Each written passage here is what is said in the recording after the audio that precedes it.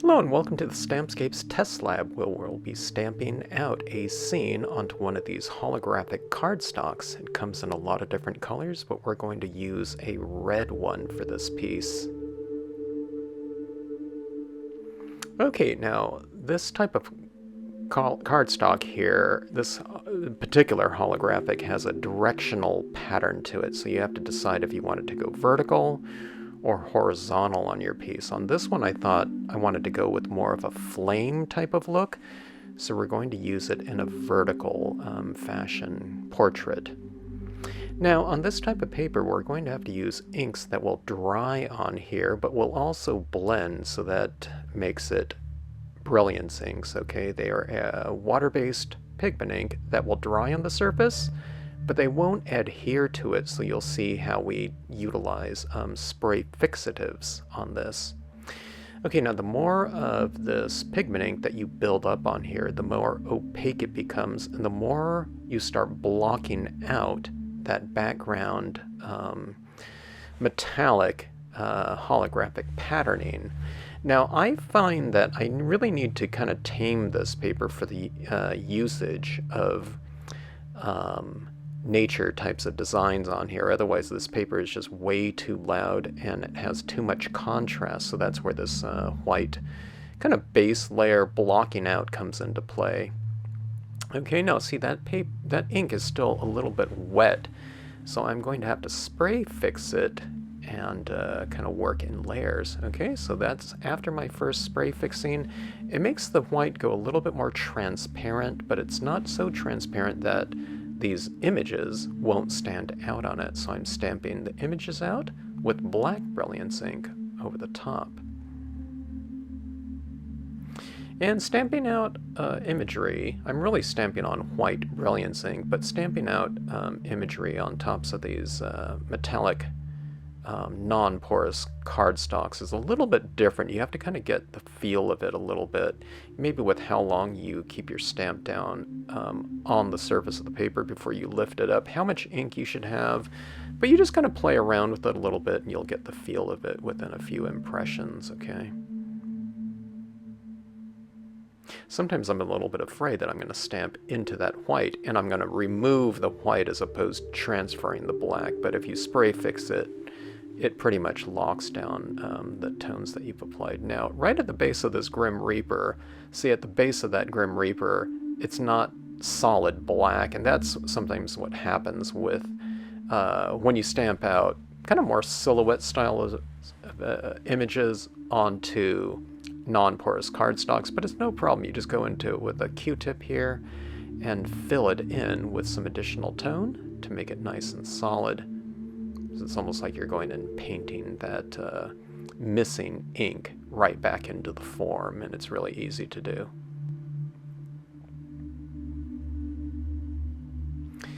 Okay, so after that I'm going to have to lock it down again with a second spray fixing, so we're kind of working in layers. Now I wanted to use some tombstones, and I wasn't quite sure if I was going to mask off some of these pumpkins and put the tombstones right behind the pumpkins. That's why I needed to spray fix it in case I needed to put a paper towel over the top of the pumpkin. And if I did that before the pumpkins were dry, that paper towel would just kind of remove the ink off, so I spray fixed the pumpkins down. But I really didn't go with any type of masking. I just put those tombstones kind of farther up on the composition. Okay, now those ones are laid down, and I think what we're going to do here is add in a few extra little creepy crawler images to make this Halloween scene kind of a little bit extra, I don't know, creepy, I guess. They're kind of fun to add in here. We have a little inchworm and a snail. And then I'm doing this overhanging tree limb because I wanted to stamp another animal up there in the form of that crow. I thought it would look good. And then that crow needed a little bit of extra ink. It's a lot more of a silhouette style of image again, so it left a little bit of a kind of a blank spot right in the middle.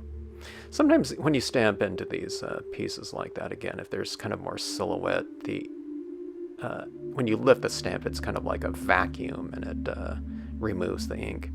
Okay, so one of my most important, very small images these days is the Tiny Rock Small, and I'm going in and adding in some extra texturing, and it makes it feel like those images are sitting on a surface as opposed to floating within there.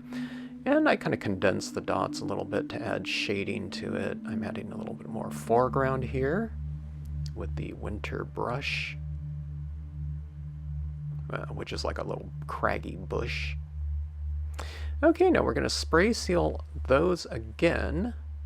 And now I'm going in with a cotton ball and adding in some extra shadow work. And this is where the piece really starts coming together for me. I think it gives the objects kind of a visual weight by adding in this shadow. And you can see where this cotton ball, I really have it kind of squeezed out, so I'm adding in kind of a very narrow application of it so I can get a more detailed application. You might be able to add in the shadows with like a Q-tip or something like that, and I think that would work as well. But I find that this scrunched up cotton ball really works nicely. And you can see it's kind of anchoring down the tombstones, the pumpkins in there, and then I'll get to the that Grim Reaper in there. But see that shadow work in there really kind of, I don't know, it's starting to really bring the scene together a lot more for me.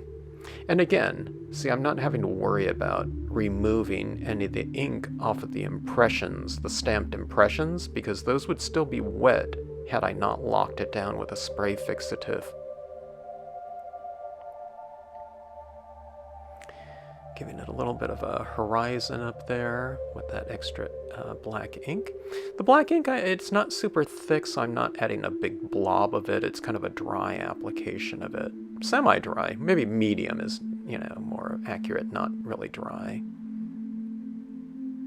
Okay, now we're going to spray fix that down. That's the fourth layer of spray fixing. We're going to add in our glow-in-the-dark moon, which is the moon off of nature set number 35, stamped in Brilliance ink over printable glow-in-the-dark vinyl sticker paper. And now I'm going in and adding in some extra highlights with this white acrylic paint pen. And if I don't spray fix it again, some of that pigment ink is going to go right up into the little tip of my acrylic pen. Now, I didn't spray fix it down super firmly, so I still get a little bit of that paint up into the pen, but, I'll spray fix it after this whole piece is finished. Now, one thing I should note is that the more you spray fix, the more layers you put down, that pigment ink starts to become a little bit more transparent, so you notice my pumpkins aren't super black in there anymore. They're a little bit more gray, okay? And that's just something that happens when you use a spray fixative, an acrylic sealant over pigment inks. They just become more and more transparent. You can keep building it up, which I do. I'll go with another layer of white, but that happens. Okay, now see, I'm starting to use this pen, and I'm using it over my objects, on a lot of the objects. And what it represents is a highlight or reflected light from that moon that's casting the light. And it really brings out the images, even with this little thin mark on there. The distant tombstones become a little bit more, or a lot more defined with that highlighting on there. And I'm highlighting the side of the tombstones that are facing the light, so the tombstones to the right of the scene are being left side illuminated, and the tombstones underneath the moon are being more top and right side illuminated. Going in and kind of smoothing out a little bit more of the highlights. We added some very crisp paint pen highlights, so I thought, well, we're starting to lose some of the kind of that misty light in there, so I'm adding some of that in there. And now this additional white pigment ink is going in front of some of the objects, so I thought it makes it look like the objects are enveloped in this kind of mist, adding to that kind of atmospheric mood, I guess you can say, of the piece. Now I am losing some of my shadow work by adding the white mist in front of the objects, and a lot of times where that shadow additions were with the black pigment ink. So what you'll see is I'll just go back in again and I'll add in some additional shadow work in there. I'm never really quite sure of how much of this pigment ink kind of misty fog effect that I want to add in until I start doing it. And I just add more accordingly, okay? Okay, I wanted some more creepy crawlers in here, so I'm adding in these spiders in here. 2 different sizes. One of the spiders is from one of the desert sets. Okay, adding some beady eyes to our objects, the crow, and then each one of the little spiders gets a couple beady eyes, as well as the inchworm, and I thought those were kind of fun in there. Very subtle types of additions. Okay, now what we'll do is we'll spray seal those off again, and it will allow for me to add in some extra touches with maybe a little bit more opacity in the fog, just by building up a little bit more of that pigment ink. And in here I go a little bit too far with it, but I don't know, it's part of the process. You kind of have to keep adding it in, and if you think, oh, okay, I lost my shadow work or something like that, or it looked a little bit better with some deeper shadows, then you'll know. So I often recommend going overboard with your processes. That way you'll kind of know maybe a little bit more in the future of how much to add. Now see, that fog looks, I like it a lot, but I'm losing some of the visual weight of having some darker shadows in here, so I'm kind of assessing it right here, and I thought I might have liked some of the darker tones, you know, with some of those shadows. So we'll go back in here with some additional black pigment ink and add that right in to some of these areas. I still want that fog in front of, you know, some of my objects, but we'll just add in some additional shadow work, maybe around that fog, or in some of the fog maybe, just to darken up some of it again. But see, that kind of that black shadow work it's kind of adding in that contrast and again that visual weight into the piece. So you know, it works in conjunction with the white. It's, you know, kind of in partnership with it. Dark shadows and light mist, you know, which represents light, so dark and light. And there you have it right there. We'll spray seal it one more time to lock in the last applications of pigment ink in both the white and black. But I thought it made for a pretty fun scene, and you can see the benefits of that holographic cardstock and the cool kind of patterns that it results in. Thanks so much for watching.